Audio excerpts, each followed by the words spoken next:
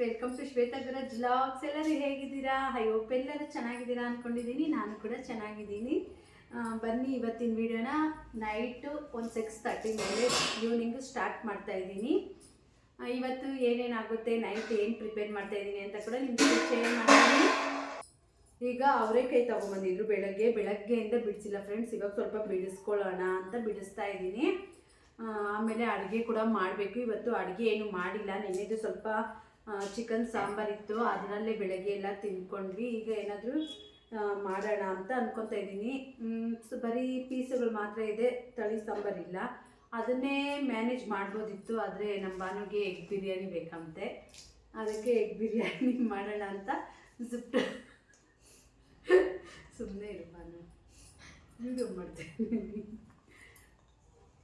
Egg biryani ಬೇಕು ಅಂತ ಅಂದ್ಬಿಟ್ಟು ಇವಾಗ ಜುಪ್ಟೋದಲ್ಲಿ ಎಗ್ಸ್ ಕೂಡ ಇರಲಿಲ್ಲ, ಖಾಲಿ ಆಗಿತ್ತು. ಯಾಕಂದರೆ ಬೆಳಗ್ಗೆ ಕೂಡ ಎಗ್ ಬುರ್ಜಿ ಮಾಡಿದ್ದೆ ಚಪಾತಿಗೆ. ಈಗ ಎಗ್ನ ಬುಕ್ ಮಾಡಿದ್ದೀನಿ ಜುಪ್ಟೋದಲ್ಲಿ. ಅದು ಬಂದ ತಕ್ಷಣ ಕುಕ್ಕಿಂಗ್ ಮಾಡಬೇಕು. ಮತ್ತು ತಿರುಪತಿ ಬ್ಲಾಗ್ನ ಹಾಕಿದ್ದೆ, ಎಲ್ಲರೂ ನೋಡಿದ್ದೀರಾ ಅಂತ ಅಂದ್ಕೊಂಡಿದ್ದೀನಿ.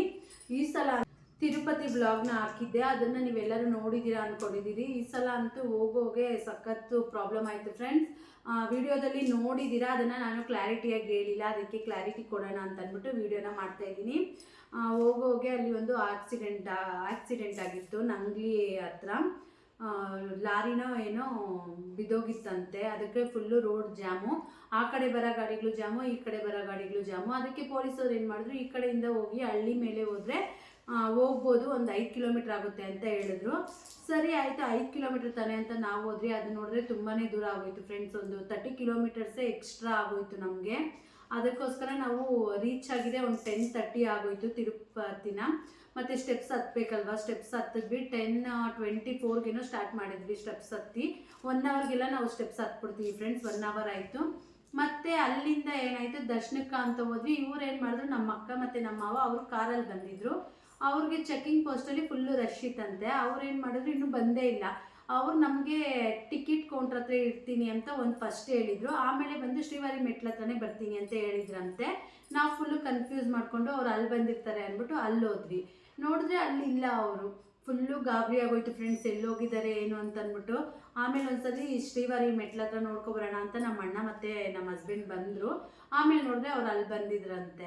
ಆಮೇಲೆ ಅವ್ರನ್ನ ಕರ್ಕೊಂಡು ಬಂದ್ರಿ. ಮತ್ತು ಅದು ಒಂದು ಕೀವಲ್ಲೂ ಅಷ್ಟೇ ಫ್ರೆಂಡ್ಸ್, ತುಂಬಾ ಸಾಕಾಗ್ಬಿಡ್ತು. ಫುಲ್ಲು ಕೂಡಾಕಿ ಬಿಟ್ಟರು ಅಂತಲೇ ಹೇಳ್ಬೋದು. ದರ್ಶನಕ್ಕೆ ನಾವು ಹೋಗಿದ್ದೆ 1 o'clock ಆಗಿತ್ತು. ದರ್ಶನ ಮುಗಿಸ್ಕೊಂಡು ಆಚೆ ಬರೋಷ್ಟರಲ್ಲಿ 4 o'clock ಆಗಿಬಿಟ್ಟಿತ್ತು. ಅದಕ್ಕೋಸ್ಕರ ಲೇಟೇ ಆಗೋಯ್ತು. ಮನೆಗೆ ರೀಚ್ ಆಗೋಷ್ಟರಲ್ಲಿ ಒಂದು 11:30 ಆಗಿತ್ತು ಫ್ರೆಂಡ್ಸ್ ರೀಚ್ ಆಗೋಷ್ಟರಲ್ಲಿ. ಅಷ್ಟಾಯಿತು ಫ್ರೆಂಡ್ಸ್ ನಮ್ಮದು ತಿರುಪತಿ ಜರ್ನಿದು ವ್ಲಾಗು ನಿಮ್ಮ ಜೊತೆ ಶೇರ್ ಮಾಡಿದ್ದೆ. ಎಲ್ಲರೂ ನೋಡಿದ್ದೀರಾ ಅಂದ್ಕೊಂಡಿದ್ದೀನಿ. ಈ ಸಲ ಮಕ್ಕಳು ಎಲ್ಲ ಬಂದಿದ್ರು ಫ್ರೆಂಡ್ಸ್. ಮತ್ತು ನೆಕ್ಸ್ಟ್ ಮಂತ್ಗೆ ನಂದು 11 ಮಂತ್ ಕಂಪ್ಲೀಟ್ ಆಗುತ್ತೆ. ನಾನು 11 ಮಂತು ಸ್ಟೆಪ್ಸ್ ಹತ್ತಿ ದರ್ಶನ ಮಾಡ್ತೀನಿ ಅಂತ ಹರಕೆ ಇಟ್ಕೊಂಡಿದ್ರಿ. ನಮ್ಮ ಅಕ್ಕ ಮತ್ತು ನಮ್ಮ ಅಣ್ಣ ಹೊರಟು 11 ಮಂತ್ಸ್ ಕಂಪ್ಲೀಟ್ ಆಯಿತು ಫ್ರೆಂಡ್ಸ್ ಈ ಮಂತ್ಗೆ. ನಂದು ಮಾತ್ರ ನೆಕ್ಸ್ಟ್ ಮಂತ್ ಇದೆ, ಗೊತ್ತಲ್ವ ಫ್ರೆಂಡ್ಸ್, ಲೇಡೀಸ್ ಪ್ರಾಬ್ಲಮ್. ಅದರಿಂದ ನಂದು ಒಂದು ಮಂತ್ ಸ್ಕಿಪ್ ಆಗಿದೆ, ನಂದು ಮತ್ತು ನಮ್ಮ 2ನೇ ಅಕ್ಕ ಅವ್ರದ್ದು. ನಮಗೆ ನೆಕ್ಸ್ಟ್ ಮಂತ್ 11 ಮಂತ್ ಕಂಪ್ಲೀಟ್ ಆಗುತ್ತೆ. ನೋಡೋಣ, ಅದು ಕೂಡ ನಿಮ್ಮ ಜೊತೆ ವಿಡಿಯೋ ಮಾಡಿ ಶೇರ್ ಮಾಡ್ತೀನಿ. ಹೀಗೆ ವೀಡಿಯೋಸ್ನ ನೋಡ್ತಾ ಇರಿ, ಸಪೋರ್ಟ್ ಮಾಡಿ ಅಂತ ಹೇಳ್ತೀನಿ. ಮತ್ತು ಡಯೇಟದ್ದು ಏನಾದರೂ ವೀಡಿಯೋಸ್ ಬೇಕಿದ್ದರೆ ಅದನ್ನು ಕೂಡ ಕಮೆಂಟ್ ಮಾಡಿ ಕೇಳ್ಬೋದು. ಆ ವಿಡಿಯೋನು ಹಾಕೋದಕ್ಕೆ ನಾನು ಟ್ರೈ ಮಾಡ್ತೀನಿ. ಮತ್ತು ಈಗ ನನ್ನ ವೆಯ್ಟ್ ಬಂದು ಸ್ಟಕ್ ಆಗಿದೆ ಫ್ರೆಂಡ್ಸ್. ಇನ್ನೊಂದು 5 kg ನಾನು ವೆಯ್ಟ್ ಲಾಸ್ ಮಾಡಬೇಕು ಅಂತ ಅಂದ್ಕೊಂಡಿದ್ದೆ. ಬಟ್ ಆಗ್ತಾನೆ ಇಲ್ಲ, ತುಂಬ ಕಷ್ಟ ಆಗ್ತಾಯಿದೆ ಇವಾಗಂತೂ. ಆದರೂ ಬಿಡಲ್ಲ ಫ್ರೆಂಡ್ಸ್, ನೋಡೋಣ, ವೆಯ್ಟ್ ಲಾಸ್ ಮಾಡ್ತೀನಿ. ಇನ್ನೊಂದು 5 kg ಲಾಸ್ ಮಾಡಬೇಕು ಅಂತ ಅಂದ್ಕೊಂಡಿದ್ದೀನಿ. ನಿಮಗೆ ನಮ್ಮ ತಿರುಪತಿ ಬ್ಲಾಗ್ ಹೇಗೆ ಅನಿಸ್ತು ಏನು ಅಂತ ಕಾಮೆಂಟ್ ಮಾಡಿ ತಿಳಿಸಿ. ಈ ಅವರೇಕಾಯಿ ಫ್ರೆಂಡ್ಸ್ ನನಗೆ ಸುಲಿಯೋದಕ್ಕೆ ನಿಜವಾಗ್ಲೂ ಬರೋದಿಲ್ಲ, ಲೇಟು ನಾನು ಸುಲಿಯೋದು. ನಮ್ಮ ಅಮ್ಮ ಬಂದಿದ್ದರೆ ಸುಲ್ಕೊಟ್ಬಿಟ್ಟು ಹೋಗ್ತಾಯಿದ್ರು. ಇವಾಗ ನಾನೇ ನಿಧಾನಕ್ಕೆ ಸುಲಿಬೇಕು. ನಮ್ಮಮ್ಮ ಇವತ್ತು ಬಂದೇ ಇಲ್ಲ ಫ್ರೆಂಡ್ಸ್ ನಮ್ಮ ಮನೆಗೆ. ಅದಕ್ಕೆ ನಾನೇ ನಿಧಾನಕ್ಕೆ ಸುಲ್ಕೊಳ್ಬೇಕು. ಇವಾಗ ಫಸ್ಟು ಏನಾದರೂ ಒಂದು ಅಡುಗೆ ಮಾಡಿಬಿಟ್ಟು ಊಟ ಮಾಡಿ ಆಮೇಲೆ ಸುಲ್ಕೊಳ್ತೀನಿ. ನಾಳೆ ಬೇರೆ ಗುರುವಾರ ಮಾರ್ಗಶಿರ ಲಕ್ಷ್ಮೀ ಪೂಜೆ ಬೇರೆ ಮಾಡಬೇಕು. ಅದಕ್ಕೂ ಪ್ರಿಪ್ರೇಷನ್ ಮಾಡ್ಕೊಳ್ಬೇಕು. ಹೂವು ಎಲ್ಲ ಬೆಳಗ್ಗೆಗೆ ತಂದು ಕೂರಿಸ್ಕೊಳ್ಳೋಣ ಅಂತ ಅಂದ್ಕೊಂಡಿದ್ದೀನಿ. ನಾಳೆ ಕೂಡ ಆದರೆ ವಿಡಿಯೋ ಮಾಡ್ತೀನಿ ಫ್ರೆಂಡ್ಸ್.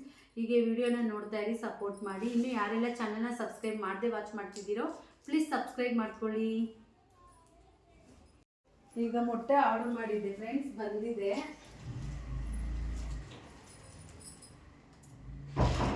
ಒಂದು ಟ್ರೇ ಮೊಟ್ಟೆನ ಆರ್ಡರ್ ಮಾಡಿಬಿಟ್ಟಿದ್ದೀನಿ ಫ್ರೆಂಡ್ಸ್. ಯಾವಾಗಲೂ ಇಲ್ಲಾಂದರೆ ಮೊಟ್ಟೆ ಅಂತ ನಮ್ಮ ಮನೇಲಿ ಮೊಟ್ಟೆ ಯಾಕಂದರೆ ತಿಂತಾರೆ ಎಲ್ಲರೂ, ಅದಕ್ಕೋಸ್ಕರ ಒಂದು ಟ್ರೇನೇ ಆರ್ಡರ್ ಮಾಡಿದ್ದೀನಿ.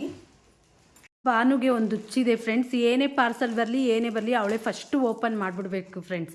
ಓಪನ್ ಮಾಡಿ ಅದನ್ನು ತೆಗೆದುಬಿಟ್ರೆ ಅವಳಿಗೊಂಥರ ಖುಷಿ. ಮತ್ತು ನಾನು ಜುಟ್ಟೋದಲ್ಲಿ ನಾಳೆ ಲಕ್ಷ್ಮೀ ಪೂಜೆಗೆ ಅಂದ್ಬಿಟ್ಟು ಬಿಲ್ಪತ್ರೆ ಮಾಡಿದ್ದೆ ನೋಡಿ ಫ್ರೆಂಡ್ಸ್. 25 ಗ್ರಾಮು ಬಿಲ್ಪತ್ರೆನ ಈ ಥರ ಗ್ರಾಮ್ ಲೆಕ್ಕದಲ್ಲಿ ತಗೊಳ್ಬೇಕು ಅಂತ ನಾನು ಅಂದ್ಕೊಂಡೇ ಇರಲಿಲ್ಲ. ಮತ್ತು ಒಂದೇ ಒಂದು ಲೋಟಸ್ ಫ್ರೆಂಡ್ಸ್, ಲಕ್ಷ್ಮಿಗೆ ಲೋಟಸ್ ಅಂದರೆ ಇಷ್ಟ ಅಂತ ಲೋಟಸ್ ಮಾಡಿದ್ದೆ. ಮತ್ತು ಬೆಳಗ್ಗೆಗೆ ಸ್ನ್ಯಾಕ್ಸ್ಗೆ ಕಾರ್ನ್ ಆಗುತ್ತೆ ಅಂದ್ಬಿಟ್ಟು ಕಾರ್ನ್ ಮಾಡಿದ್ದೆ, ಸ್ವೀಟ್ ಕಾರ್ನ್. ಅಷ್ಟೇ ಫ್ರೆಂಡ್ಸ್, ಈಗ ಕುಕ್ಕಿಂಗ್ ಮಾಡಿ ಸಿಗ್ತೀನಿ. ನಾನು ಬಂದು ಮೊಟ್ಟೆ ಬಾಯ್ಲ್ ಮಾಡೋಕ್ಕೆ ಅಗರ ಹೊಡೆದು ಬಾಯ್ಲಿಂಗ್ ತೊಗೊಂಡಿದ್ದೀನಿ ಫ್ರೆಂಡ್ಸ್. ಏನಂದರೆ ನನಗೆ ಮೊಟ್ಟೆ ಕರೆಕ್ಟಾಗಿ ಪ್ರಾಪರಾಗಿ ಎಷ್ಟೊತ್ತು ಬೇಯಿಸ್ಬೇಕು ಅನ್ನೋದೇ ನನಗೆ ಫುಲ್ಲು ಕನ್ಫ್ಯೂಷನ್ ಆಗ್ತಾಯಿತ್ತು. ಅದಕ್ಕೋಸ್ಕರ ಇದು ತೊಗೊಂಡಿದ್ದೀನಿ. ನೋಡಿ, ಈ ಥರದೊಂದು ಮೆಜರ್ಮೆಂಟ್ ಕಪ್ ಕೊಟ್ಟಿದ್ದಾರೆ. ಇದರಲ್ಲಿ 85 ml ನೀರನ್ನ ಹಾಕಬೇಕು ಫ್ರೆಂಡ್ಸ್. ಹಾಫ್ ಬಾಯ್ಲ್ಗೆ ಬಂದು ಇನ್ನೂ ಕಮ್ಮಿ ನೀರು, ನಾವು ಪರ್ಫೆಕ್ಟಾಗಿ ಫುಲ್ ಬಾಯ್ಲ್ಗೆ 85 ml ನೀರನ್ನ ಹಾಕಬೇಕು. ಒಂದು 15 to 20 ಮಿನಿಟ್ಸಲ್ಲಿ ಎಗ್ ಬಾಯ್ಲ್ ಆಗುತ್ತೆ. ಇದರಲ್ಲಿ ಒಂದು 8 ಎಗ್ಸ್ನ ಬಾಯ್ಲ್ ಮಾಡ್ಬೋದು ಫ್ರೆಂಡ್ಸ್. ನಮ್ಮ ಮನೆಗೆ ಸರಿ ಹೋಗುತ್ತೆ, ಯಾಕಂದರೆ ನಾವು 4 ಮೆಂಬರ್ಸ್ ಇರೋದ್ರಿಂದ ಒಬ್ಬೊಬ್ರಿಗೆ 2 ಎಗ್ಸ್ ಸರಿ ಹೋಗುತ್ತೆ ಅಂದ್ಬಿಟ್ಟು ಇದರಲ್ಲಿ ನಾನು ಬಾಯ್ಲ್ ಮಾಡ್ತೀನಿ. ಇದ್ರದ್ದು ಲಿಂಕ್ ಬೇಕಂದರೆ ಕಾಮೆಂಟ್ ಮಾಡಿ ಫ್ರೆಂಡ್ಸ್, ನಾನು ಲಿಂಕು ಆದರೆ ಡಿಸ್ಕ್ರಿಪ್ಷನ್ನಲ್ಲಿ ಹಾಕಿರ್ತೀನಿ. ಇದು ಬಂದು ಅದು ಹೇಳಕ್ಕೆ ಬರ್ತಾಯಿಲ್ಲ ಅಂತ ನಗಿತಾವಳು ನನ್ನ ಮಗಳು. ಅಮೆಝಾನಲ್ಲಿ ತಗೊಂಡಿರೋದು, ಅಮೆಝಾನಲ್ಲಿ ತಗೊಂಡಿರೋದು. ಲಿಂಕ್ ಬೇಕಿದ್ರೆ ಕಮೆಂಟ್ ಮಾಡಿ ಫ್ರೆಂಡ್ಸ್, ನಿಮಗೂ ಕೂಡ ಹಾಕ್ತೀನಿ. ನನ್ನಂತ ತುಂಬ ಜನ ಇರ್ತಾರೆ, ಎಗ್ನ ಎಷ್ಟೊತ್ತು ಬೇಯಿಸ್ಬೇಕು ಪ್ರಾಪರಾಗಿ ಅಂತ ಗೊತ್ತಿಲ್ಲದೆ ಇರೋರು, ಅವ್ರು ಬೇಕಿದ್ರೆ ತಗೊಳ್ಬೋದು, ಯೂಸ್ ಆಗುತ್ತೆ. ಮತ್ತು ಬೆಳಗ್ಗೆನೇ ಕೆಲ್ಸಕ್ಕೆ ಹೋಗೋರು ಕೂಡ ತಗೊಳ್ಬೋದು ಫ್ರೆಂಡ್ಸ್, ಯಾಕಂದರೆ ಅದೇ ಬಾಯ್ಲ್ ಆದಮೇಲೆ ಆಟೋಮೆಟಿಕ್ಕು ಅದೇ ಆಫ್ ಆಗುತ್ತೆ, ಟೆನ್ಷನ್ ಇರೋದಿಲ್ಲ. ನೋಡಿ ಫ್ರೆಂಡ್ಸ್, ಕುಕ್ಕಿಂಗ್ಗೆ ನನ್ನ ಚಿಕ್ಕ ಮಗಳು ಹೆಲ್ಪ್ ಮಾಡ್ತಾ ಇದ್ದಾಳೆ. ನನ್ನ ದೊಡ್ಡ ಮಗಳಂತೂ ನೋ ಹೆಲ್ಪ್ ಫ್ರೆಂಡ್ಸ್, ಇವಳಾದರೂ ಸ್ವಲ್ಪ ಹೆಲ್ಪ್ ಮಾಡ್ತಾಳೆ. ಈಗ ಸ್ವಲ್ಪ ಪಾತ್ರೆ ಎಲ್ಲ ಇತ್ತು, ಉಜ್ಬಿಟ್ಟು ಬಂದಿದ್ದೀನಿ. ಈಗ ಅಡುಗೆಗೆ ರೆಡಿ ಮಾಡ್ಕೊಳ್ಬೇಕು. ಇನ್ನೊಂದು ಏನು ಗೊತ್ತಾ ಫ್ರೆಂಡ್ಸ್, ಡಯೆಟ್ ಅಂತ ಅಂದ್ಬಿಟ್ಟು ಸ್ವಲ್ಪ ಜನ ಏನು ಮಾಡ್ತಿದ್ದಾರೆ, ನಾನು ವೀಡಿಯೋದಲ್ಲಿ ಯಾವುದೋ ಒಂದು ವೀಡಿಯೋದಲ್ಲಿ ನೋಡಿದೆ, ಅವ್ರ ಹೆಸರೆಲ್ಲ ಮೆನ್ಷನ್ ಮಾಡೋದು ಬೇಡ, ಅವ್ರವ್ರ ಇಷ್ಟ, ಅವ್ರವ್ರ ಬಾಡಿಗೆ ಏನೇನು ಬೇಕೋ ಅದು ತಿಂತಾರೆ. ಬಟ್ ಡಯೆಟ್ ಅಂದ್ಬಿಟ್ಟು ಸ್ವಲ್ಪ ಅನ್ನ ಸ್ವಲ್ಪ ಚಪಾತಿ ಎರಡನ್ನೂ ಇಟ್ಕೊಂಡು ಕೂತಿದ್ದಾರೆ. ಎರಡು ಕೂಡ ಕಾರ್ಬೋಹೈಡ್ರೇಟೆ ಫ್ರೆಂಡ್ಸ್. ಅನ್ನ ತಿಂದ್ರೂ ಕಾರ್ಬೋಹೈಡ್ರೇಟೆ, ಚಪಾತಿ ತಿಂದ್ರೂ ಕೂಡ ಕಾರ್ಬೋಹೈಡ್ರೇಟೆ. ಅದರಿಂದ ನಾವು ಅನ್ನ ಆಗಲಿ ಚಪಾತಿ ಆಗಲಿ ಮುದ್ದೆ ಆಗಲಿ ಇವು ಮೂರಲ್ಲಿ ಯಾವ್ದಾದ್ರು ಒಂದು ತಗೊಳ್ಬೇಕು ಫ್ರೆಂಡ್ಸ್. ಮುದ್ದೆ ತಿನ್ನೋದು, ಮುದ್ದೆ ಮೇಲೆ ಒಂದು ಸ್ವಲ್ಪ ಅನ್ನ ತಿನ್ನೋದು, ಅದೆಲ್ಲ ಮಾಡಿದ್ರೆ ನಿಜವಾಗ್ಲೂ ಯೂಸ್ ಆಗೋದಿಲ್ಲ ಫ್ರೆಂಡ್ಸ್.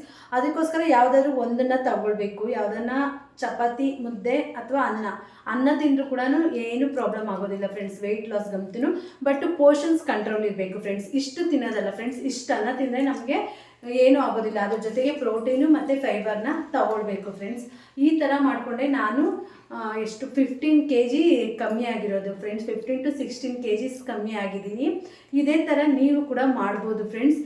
ನನ್ನ ಚಿಕ್ಕ ಮಗಳು ಅಷ್ಟೇ, ಅವಳು ಎಷ್ಟು ದಪ್ಪ ಇದ್ಲು, ಇವಾಗಿನ ಫೇಸು ಮತ್ತು ದಪ್ಪ ಇರೋ ಫೇಸ್ ಬೇಕಾದ್ರೆ ನಾನು ತಮ್ಮನೇಲಲ್ಲಿ ಹಾಕಿರ್ತೀನಿ, ನೋಡ್ಬೋದು ನೀವು. ಅವಳಂತೂ ವೆರಿ ಸಖತ್ತು ಡಿಫ್ರೆನ್ಸ್ ಆಗಿದ್ದಾಳೆ. ಮತ್ತು ನನ್ನ ದೊಡ್ಡ ಮಗಳು ಕೂಡ ಅಷ್ಟೇ ಫ್ರೆಂಡ್ಸ್.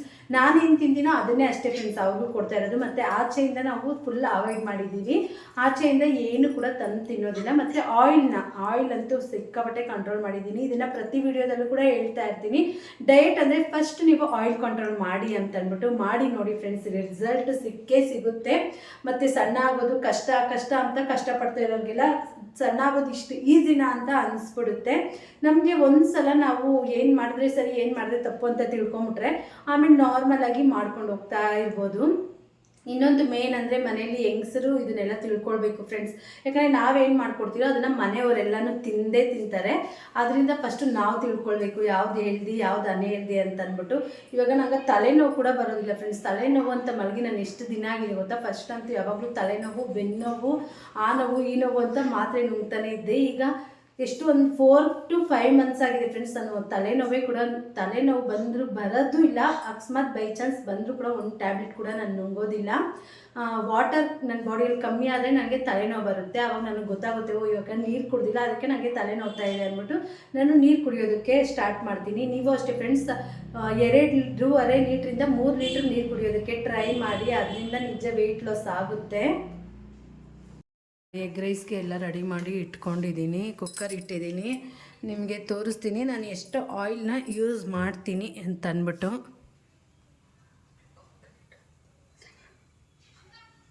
ಕಡಲೆಕಾಯಿ ಎಣ್ಣೆ ಖಾಲಿ ಆಗಿಬಿಟ್ಟಿದೆ ಫ್ರೆಂಡ್ಸ್.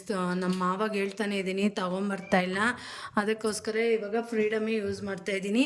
ಈ ಕಡೆನೂ ಒಂದು ಪ್ಯಾನ್ ಇಟ್ಕೊಂಡಿದ್ದೀನಿ, ಇಲ್ಲಿ ಎಗ್ನ ಸ್ವಲ್ಪ ಫ್ರೈ ಮಾಡ್ಕೊಳ್ತೀನಿ.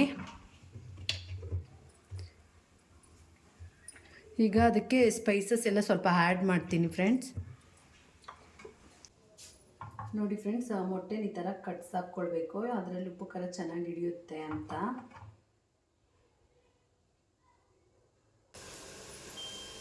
ನೋಡಿ ಫ್ರೆಂಡ್ಸ್, ಈಗ ನಾವು ಎಗ್ ಬಿರಿಯಾನಿ ಮಾಡ್ತಾಯಿದ್ದೀವಿ. ಇದು ಎಗ್ ಹಾಕಿರ್ತೀವಲ್ಲ, ಎಗ್ ಹಾಕಿರೋದ್ರಿಂದ ಇದರಲ್ಲಿ ನಮಗೆ ಪ್ರೋಟೀನ್ ಸಿಗುತ್ತೆ, ಹೆಲ್ದಿ ಕೂಡ ಇರುತ್ತೆ. ಕಮ್ಮಿ ಆಯಿಲ್ನ ಯೂಸ್ ಮಾಡ್ಕೊಂಡು ಮಾಡೋದ್ರಿಂದ ಇನ್ನೂ ಹೆಲ್ದಿ ಮಾಡ್ಕೊಳ್ಬೇಕು, ಆ ಥರ ನಾವು ಯೋಚನೆ ಮಾಡಬೇಕು. ಇನ್ನೂ ಹೆಲ್ದಿ ಮಾಡ್ಕೋಬೇಕಾದ್ರೆ ಏನು ಮಾಡಬೇಕು, ಪಾಲಕ್ ಸೊಪ್ಪು ಅಥವಾ ಮೆಂತ್ಯ ಸೊಪ್ಪು ಇದ್ದರೆ ಅದನ್ನು ಹಾಕ್ಕೊಳ್ಳಿ. ಅದರಿಂದ ನಮಗೆ ಗ್ರೀನ್ ಕೂಡ ತಿನ್ನಂಗೆ ಆಗುತ್ತೆ, ಸೊಪ್ಪು ಕೂಡ ನಾವು ಕನ್ಸ್ಯೂಮ್ ಮಾಡ್ದಂಗೆ ಆಗುತ್ತೆ. ಅದಕ್ಕೋಸ್ಕರ ನೀವು ಪಾಲಕ್ ಸೊಪ್ಪು ಅಥವಾ ಮೆಂತ್ಯ ಸೊಪ್ಪನ್ನ ಧಾರಾಳವಾಗಿ ಹಾಕ್ಕೊಳ್ಬೋದು ಫ್ರೆಂಡ್ಸ್. ಟೇಸ್ಟಿನ ಎಕ್ಸ್ಟ್ರಾ ಆಗುತ್ತೆ, ಇನ್ನೂ ಚೆನ್ನಾಗಿ ಬರುತ್ತೆ ಅಂತ ಹೇಳ್ಬೋದು.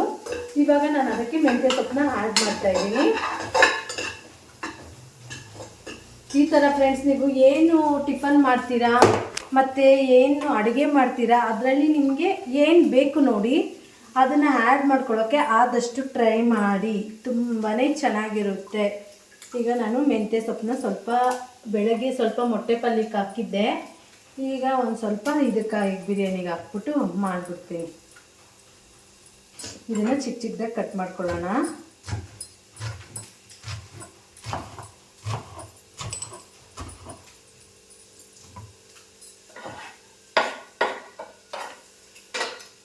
ಇಲ್ಲಿ ಪಕ್ಕದಲ್ಲಿ ಎಗ್ಗು ಕೂಡ ರೋಸ್ಟ್ ಆಗಿದೆ.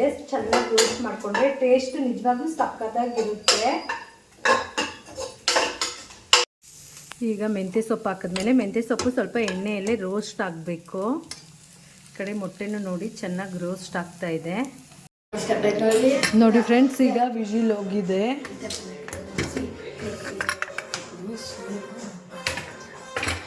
ನೋಡಿ ಎಷ್ಟು ಯಮ್ಮಿಯಾಗಿದೆ ಅಂತ.